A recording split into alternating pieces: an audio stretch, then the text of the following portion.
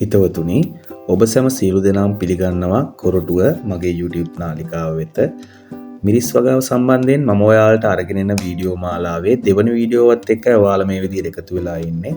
මේ පළවෙනි වීඩියෝ එක ලෙස මම ඔයාලට අරගෙන ආවේ කාලසටහනක් විදිහට කොහොමද මිරිස් වගාවේ මතු පිට පොහොර මුරේ යොදන්නේ, මොනවද යොදන පොහොර වර්ග, ඒ සම්බන්ධයෙන් සම්පූර්ණ දැනුවත් කිරීමක් මම ඔයාලත් එක්ක බෙදාගත්තා. මම හිතන විදිහට අද මම අරගෙන වීඩියෝ එක තමයි ඔයාලට ගොඩක්ම වැදගත් වෙන වීඩියෝ එක. මොකද ප්‍රශ්නයක් තමයි හැම කෙනාටම තියෙන මිරිස් කොළ කොඩවීම කියන ප්‍රශ්නය. ඒ කොළ කොඩවීම ඇති කරන්නේ ඇත්තටම කෘමීන් 4 දෙනෙක්ගෙන් අපි අඳුරගෙන තියෙන විදිහට තමයි කුඩිත්තා, මයිඩාවා, පැලමැක්කා හා සුදුමැස්සා කියන කෘමීන් ගෙන් තමයි මේ මිරිස් කොළ කොඩවීම අටගන්නේ. වාණිජ වගාවක් විදිහට මේ මිරිස් වගාව කරගෙන යද්දී අපිට වගාවේ ඕනෑම අවධියකදී මේ මිරිස් කොළ කොඩවීම කියන ප්‍රශ්නය අපේ වගාවට ඇති වෙන්න පුළුවන්. ඇත්තටම කිව්වොත් එලිමහනේ මේ මිරිස් වගා කරද්දී අනිවාර්යයෙන්ම මම කලින් කියපු කෘමීන් මේ ශාකවල යුෂූරා බීම හින්දා සුදුමැස්ස වගේ සත්තු වෛරස් වාහකයක් විදිහට ක්‍රියා කරනවා. ඉතින් කොළ කොඩවීමේ සංකීර්ණය ඇති වෙන්න ගොඩක් දුරට බලපානවා. අපිට මේක සම්පූර්ණයෙන්ම නැති කරගන්නවට වඩා මේක වගාවට බාධාවක් නොවන විදියට, අපේ අස්වැන්නට බාධාවක් නොවන විදියට පාලනය කරගෙන කොහොමද කෘමිනාශක කාලසටහනක් විදියට පාවිච්චි කරන්නේ, ඒත් එකම දියර පොහොර ගන්නේ, ඒ කෘමිනාශක හා දියර පොහොර කාලසටහන මම අද ඔයාලත් එක්ක බෙදා ගන්න කැමතියි. ඉතින් මේ වගේ වැදගත් වීඩියෝ ගොඩක් මම ඉස්සරහට අරගෙන එනවා. මාව subscribe කරලා bell notification එක on කරගෙන මාත් එක්ක එකතු වෙන්න කියලා ආරාධනා කරනවා. ඔයාලා මාව බලන්නේ Facebook ජාලයෙන් නම් මගේ කොරටුව page එක ඒක follow කරලා like කරලා මාත් එක්ක එකතු වෙන්න කියලා ඉල්ලා සිටිමින් අපි යමු වීඩියෝ එකට. හොඳයි, අපි ශේෂ්ත්‍රයේ පැල සිටුවලා දින 3කට පෙර අපි යොදනවා කැප්ටාන් දිලීරනාශකය. මේ සඳහා තිරාම් යොදා ගන්නත් පුළුවන්. මම යූස් කරන්නේ කැප්ටාන් දිලීරනාශකය. ඊළඟට අපි ශේෂ්ත්‍රයේ පැල සිටුවා දින 7කින් ස්ට්‍රෙස් නිල් කියන පැල ඇටි ප්‍රථමාධාරකය අපි යොදා ගන්නවා. මේකෙන් ඇත්තටම පැලේ දිරිය වඩවනවා, ලෙඩ් රෝග වලට ඔරොත්තු දීමේ ශක්තිය ඇති වෙනවා. ඒක හින්දා මම රෙකමන්ඩ් කරනවා ඔයාලා දින 7කදී ඒ කියන වගාව පටන් ගන්න දින 7ක් යද්දී ඔයාලා පාවිච්චි කරන්න ස්ට්‍රෙස් නිල් කියන පැලෑටි ප්‍රථමාධාරකය.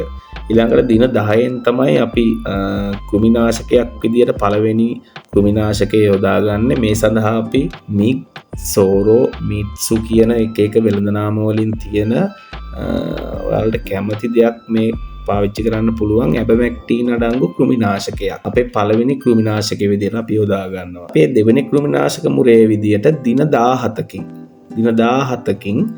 ඉමිඩාක්ලොපිඩ් කියන කෘමිනාශකය සමග අපි දියර පොහොරක් එකතු කරනවා. මේකට ඇල්බර්ට් සොලියුෂන් දියර පොහොරක් කිව්වට මේක ඇත්තටම කුඩු විදියට, චූටි කැට විදියට, කුඩක් විදියට තියෙන දියර පොහොර එකක්.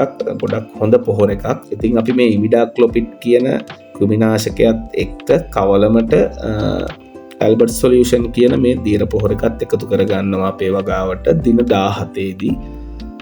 ඊළඟට දින 20දී අපි නැවතත් දිලීරනාශකයක් විදිහට මැංගොසෙප් එකතු කරගන්නවා. මැංගොසෙප් කියන දිලීරනාශකය අපේ වගාවට එකතු කරගන්නවා. නැවත දින 24දී අපි චෙස් කියන කෘමිනාශකය යොදා ගන්නවා. මෙතෙන්දි මේ අපි චෙස් කියලා කෘමිනාශකය යොදාගන්නේ ගොඩක් දුරට සුදුමැස්ස හා පැලමැක්කා ගොඩක් දුරට වගාවට එන්නේ, හානි කරන්න එන්නේ සති 3-4-5 කියන අවධිය තමයි. සුදුමැස්සට එරෙහිව ඉතාමත් හොඳින් මේ චෙස් කියන කෘමිනාශකය ක්‍රියාත්මක වෙනවා. ඒක නිසා මම මෙතනදී චෙස් යොදා ගන්නවා 24 වෙනි දවසේදී අපේ කෘමිනාශක මුරේ විදියට. හොඳයි, ඊළඟට අපි දින 27න් නැවතත් අපි ස්ට්‍රෙස් නිල් කියන අපේ පැලෑටි ප්‍රථමාධාරකය එකතු කරගන්නවා අපේ වගාවට.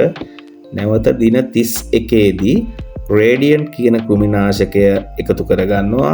අපි අර ඉමිඩාක්ලොපිඩ් එකතු කරගද්දී එකතු කරපු ඇල්බර්ට් සොලියුෂන් මේ තෙල් මුරේටත් අපි එකතු කරගන්නවා. රේඩියන්ට් කියන කෘමිනාශකය සමග ඇල්බර්ට් සොලියුෂන් එකතු කරගන්නවා. නැවත දින 38දී අපිට පාවිච්චි කරන්න පුළුවන් අර මං කලින් කියපු මිග්, සෝරෝ, මිට්සු කියන එක වෙළඳ නාම වලින් තියෙන ඇබමැක්ටින් අඩංගු කෘමිනාශකයක්.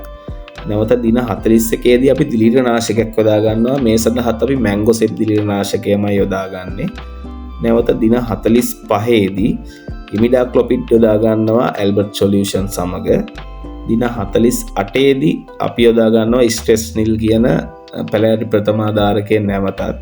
මේ තමයි අපි ස්ට්‍රෙස්නිල් කියන පැලෑටි ප්‍රථමාධාරය යොදා ගන්න අන්තිම අවස්ථාව. මේ වෙනකොට ගොඩක් දුරට ශාකය දිරියෙන් වැඩිච්ච ලෙඩ රෝග වලට ඔරොත්තු දෙන ශාකයක් බවට පත් වෙලා හමාරයි. නැවත දින 52 දී අපි චෙස් හෝ එවිසෙක්ට් මම මේ කියපු කෘමිනාශක දෙකෙන් ඕනම එකක් ඔයාලට යොදා ගන්න පුළුවන්. නැවත දින 56 දී අපි මැංගෝසෙප් දිලිරනාශකය එකතු කරනවා. ගොඩක් දුරට දින 56ක් කියන්නේ දැන් අපි වගාවේ පළවන අස්වැනු මුරය නෙදීමට සූදානම් කාලය. මාස දෙකක් දින 56ක් ඔය වගේ අතර කාලයක තමයි අපි පළවෙනි මුරය නෙලා ගන්නේ. දැන් මං කිව්වේ දින 56ක් වෙනකම් මේ මැංගෝසෙප් වලින් අවසන් කරපු අන්තිමට අපි 56 වෙනි දිනේ යොදාගත්තේ මැංගෝසෙප්. අපිට ඒක යොදලා සතියක් වගේ ඉඳලා අපේ පළවන මුරය කඩන්න පුළුවන්. මං කියපු විදිහට මේ කෘමිනාශක හදියර පොහොර කාලසටහන ඔයාලා අනුගමනය කරා නම් මගේ කලින් වීඩියෝ එකේ මම මතු පිට පොහොර කාලසටහනක් ඔයාලට දුන්නා.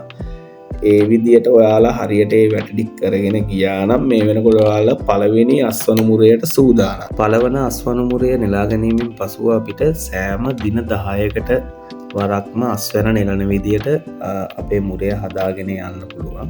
එතකොට මේ අස්වැන්න මුරයෙන් පසුව නෙලීමෙන් පසුව මම මේ කියන කෘමිනාශක වර්ග 3 ඔයාලට දිගටම වගාවේ අවසානය දක්වාම දවස් 10න් 10ට පාවිච්චි කරන්න පුළුවන්. පළවෙනි අස්වැන්න මුරයෙන් පසුව රේඩියන්ට්, දෙවෙනි අස්වැන්න මුරයෙන් පසුව ඇබමැක්ටින් අඩංගු කෘමිනාශකයක්, තුන්වෙනි අස්වැන්න මුරයෙන් පසුව චෙස් හෝ එවිසෙක්ට් කියන දෙකෙන් එකක් අපිට යොදා ගන්න පුළුවන්. ඉතින් වගාවේ අවසානය දක්වාම මේ විදිහට රේඩියන්ට්, ඇබමැක්ටින් අඩංගු කෘමිනාශකයක්, චෙස් හෝ එවිසෙක්ට් අන්නේ විදිහට ඔයාලට දවස් 10න් 10ට මුරය කැඩුවට පස්සේ වගාවට යොදා ගන්න පුළුවන් මේ කෘමිනාශක. ඒ වගේමයි මේ කෘමිනාශක යොදද්දී ඒත් එක්ක අපි පළවෙනි මුරයෙන් පටන් ගත්තොත් පළවෙනි මුරය කැඩුවට පස්සේ අපි යොදනවා නේද රේඩියන්ට්. ඒ රේඩියන්ට් එක්ක පොටෑසියම් වැඩි දියර පොහොර එකකුත් යොදා ගන්න. ඒ කියන්නේ K+, K44 වගේ දියර පොහොර වර්ග තියෙනවා.